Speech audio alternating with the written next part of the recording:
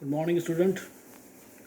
MDS university Ajmer के BA honours part third political science के 12वें पेपर पॉलिटिकल आइडियोलॉजीज़ के मेरे प्रिय युवा साथियों, अभी हम अंतर्राष्ट्रीयतावाद या इंटरनेशनलिज्म की बात कर रहे हैं और अपने पिछले लेक्चर में हमने अंतर्राष्ट्रीयतावाद के मार्ग में बाधाओं की बात की थी कि ऐसी कौन कौन से ऑब्स्टिकल्स या बाधाएं हैं जो अंतर्राष्ट्रीयतावाद के विकास के मार्ग को रोकते हैं। लेकिन राजनीति विज्ञान का विद्यार्थी होने के नाते आप एक चीज़ को हमेशा अपने जहन में रखिएगा कि उलझी हुई चीज़ें, चाहे वो कितनी उलझी हुई क्यों ना हो, सुलझाई जा सकती हैं, क्योंकि मनुष्य की विवेकशीलता और समझ जो कि अन्य जीवों से ज़्यादा है, बेहतर है, एक सामाजिक प्राणी होने के नाते इसने उसको विकसित भी किया है, वो हर प्रॉब्लम को सॉल्व कर सकती है, ठीक कर सकती है। दुनिया की जटिल से जटिल समस्याएं मनुष्यों ने समाधान किए हैं, सॉल्व किए हैं, लेकिन इसकी खाली एक शर्त होती है जो बड़ी सामान्य है, बड़ी कॉमन है। वो ये है कि आप उसे ठीक करना चाहें तब। वैसी बात हम अपने आज के इस लेक्चर में करने जा रहे हैं। आज हम बात करेंगे अंतर्राष्ट्रीयतावाद के मार्ग की बाधाओं को दूर करने के उपाय, way to remove these obstacle, जो हमने पहले पढ़े। मैं doctor Manoj Awasthi, associate professor, SPC government college Ajmer, आज आपको उन बाधाओं को दूर करने के कुछ जो तौर तरीके हैं उनके बारे में कुछ बताने का प्रयास करूँगा। देखिए, पहला बिंदु इसमें आता है उदारवादी राष्ट्रवाद या राष्ट्रीयता का विकास, एक लिबरल या मॉडरेट नेशनलिज्म। इस बात को आप यूँ समझिए, राष्ट्रवाद आप लोगों ने पढ़ा है और दुनिया के हर देश में जहाँ राष्ट्र है और राष्ट्रवाद भी है, रूप उसका अलग अलग हो सकता है, लेकिन यदि आप उग्र राष्ट्रवाद के रूप में रहेंगे, दुनिया में ऐसे अनेक उदाहरण आए जब उग्र राष्ट्रवाद ने सर उठाया है और उसका असर या तो युद्ध के रूप में आया है या उपनिवेशवाद के रूप में, और ये दोनों ही राजनीतिक समाज के लिए अच्छे संकेत नहीं माने जाते, क्योंकि साम्राज्यवाद और युद्ध के बारे में एक जुमला ये भी है कि इसमें कोई जीतता नहीं है, अंततः सब हारते हैं, कुछ पहले कुछ बाद में। तो एक जो बिंदु है जो मूलतः पॉलिटिकल फिलोसफर्स ने दिया है, राजनीतिक दार्शनिकों ने दिया है, वो ये कहते हैं कि राष्ट्रवाद तो रहे पर वो उदार रहे। उदार राष्ट्रवाद का आशय ये है कि दूसरे राष्ट्रों के राष्ट्रवाद का भी आप सम्मान करें, और सम्मान के साथ साथ यदि किसी विषय पर उनसे गलतफहमी भी है या कोई शिकायत भी है या कोई उनकी गलती भी है या आप ही गलती है, तो दोनों ही तरफ से आप उनको ठीक करने के लिए तत्पर रहें। आप देख रहे होंगे अभी ये बात करीब 15-20 साल पुरानी हो गई और ये आज भी जारी है कि द्वितीय विश्व युद्ध के जो दोनों तरफ के देश थे, यानी मित्र राष्ट्र और ध्रुवी राष्ट्र, वो अब अपनी मर्जी से अपने युद्ध अपराधों को स्वीकार रहे हैं और उसके लिए क्षमा मांग रहे हैं, और कई देशों ने तो उसकी क्षतिपूर्ति के रूप में जो देश उसके शिकार हुए उन्हें क्षतिपूर्ति के रूप में कुछ सहायता, आर्थिक रूप में, सांस्कृतिक रूप में, किसी तकनीकी के रूप में देने के प्रयास भी किए। ये वही उदारवादी राष्ट्रीयता के विकास के चरण हैं कि आप अपनी गलती को स्वीकारें, पहली शर्त, और दूसरा उसको ठीक करने की कोशिश करें। तो राजनीतिक दार्शनिक ये मानते हैं कि राष्ट्रीयता तो रहे, राष्ट्रवाद तो रहे, लेकिन उग्र की जगह उदार हो, और वर्तमान समय इस विषय में बड़ा महत्वपूर्ण है। ऐसा मैं इसलिए कह पा रहा हूँ आप लोगों से कि दूरसंचार क्रांति के युग में,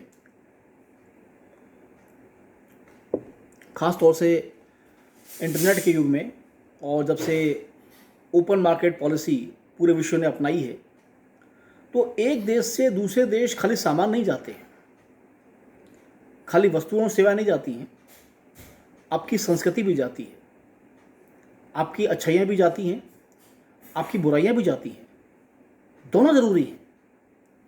आपकी संस्कृति की जो कमियां हैं, देखिए होता क्या है, एक कहावत है कि दुनिया को देखने वाली आँख बगैर आईने के खुद को नहीं देख पाती है। और हम हिंदी की बात करें तो निंदक नियरे राखिए, जो आपकी आलोचना करता है उसे नज़दीक रखिए। आप अपनी कमियां सामान्यतः निकाल नहीं पाते हैं। तो जब ये दुनिया के देश आपस में जुड़ते हैं इंटरनेट के माध्यम से या अन्य अंतर्राष्ट्रीय व्यापार के माध्यम से, तो एक दूसरे को समझने के प्रयास भी करते हैं और एक दूसरे को सुधारते भी हैं और खुद भी सुधरते हैं। तो जो ये उदार राष्ट्रवाद है, ये इस प्रवृत्ति को प्रोत्साहन देने में सहायक हो सकता है। अगला बिंदु है अंतर्राष्ट्रीय कानून का सम्यक विकास। देखिए, पहला बिंदु हो जाएगा, यानी उदार राष्ट्रवाद जब पनप जाएगा, उसके बाद दूसरा बिंदु सामने ये आता है कि जो इंटरनेशनल लॉ है, अंतर्राष्ट्रीय कानून है, उसके विषय में ऐसे बिंदु उठाए जाएं जिसमें विकसित, अर्धविकसित और विकासशील तीनों श्रेणियों के राष्ट्रों में एक मिनिमम एक्सेप्टेबिलिटी, न्यूनतम स्वीकार्यता बने। देखिए, किसी एक देश के कानून पूरे के पूरे दूसरे देश को स्वीकार्य हों, ऐसा संभव नहीं है। लेकिन ये अवधारणा ये कहती है कि यदि अंतर्राष्ट्रीयता का विकास करना है, तो ये बड़ा ज़रूरी है कि विभिन्न देशों के बीच में जो कॉमन एरियाज हैं, चाहे वो राजनीतिक जीवन के हों, सांस्कृतिक जीवन के हों, आर्थिक व्यापार के हों, उन सब में ऐसे बिंदु टटोले जाएं जिस पर सभी देशों की राय लगभग बराबर हो। और यदि ऐसा शुरू हो गया तो अन्य मसले भी सुलझाए जा सकते हैं, सॉल्व किए जा सकते हैं। तीसरा बिंदु, ये बड़ा महत्वपूर्ण है, जरा इसको ध्यान से सुनिएगा आप लोग। राज्य की बाह्य संप्रभुता की समाप्ति। आप 11वीं 12वीं क्लास में पढ़ी हुई अपनी संप्रभुता की परिभाषा को याद कीजिए। संप्रभुता को सामान्य शब्दों में अगर कहूँ तो इसका अर्थ यह है कि राज्य अपने आंतरिक और बाह्य मामलों में निर्णय करने के लिए स्वतंत्र है, आज़ाद है। आंतरिक में तो ठीक है, समझ में आता है, लेकिन बाह्य मामलों में अंतर्राष्ट्रीय कानून लागू तब तक नहीं हो पाएंगे जब राज्यों के पास बाह्य संप्रभुता होगी। इसका आशय वही है कि मान लीजिए संयुक्त राष्ट्र ने कोई अंतर्राष्ट्रीय विधि बनाई और कुछ देश सहमत नहीं है उस पर, तो वो आप उन देशों पर लागू करने के लिए उन्हें बाध्य नहीं कर सकते, क्योंकि उनके पास बाह्य संप्रभुता है। ये बिंदु महत्वपूर्ण है कि सभी राज्यों की जो बाह्य संप्रभुता है, यदि वो समाप्त कर दी जाए और कहा जाए कि डिसीजन कॉमन होगा, जो निर्णय किया जाएगा एक बड़ी पंचायत में राज्यों की, वो सबको मानना होगा, तो बात बन सकती है, एक बेहतर पोजीशन आ सकती है।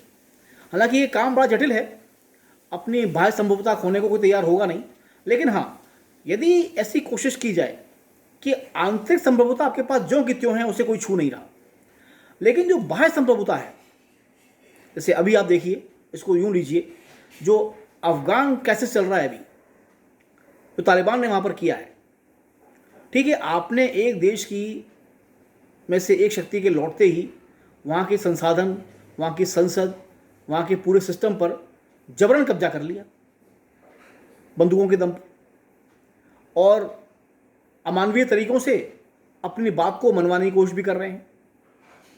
लेकिन इसके बीच में जो दूसरे देश के निवासी आपके फंसे हुए हैं, उनको रोकने का औचित्य क्या है आपके पास, जो बाहर जाना चाहते हैं?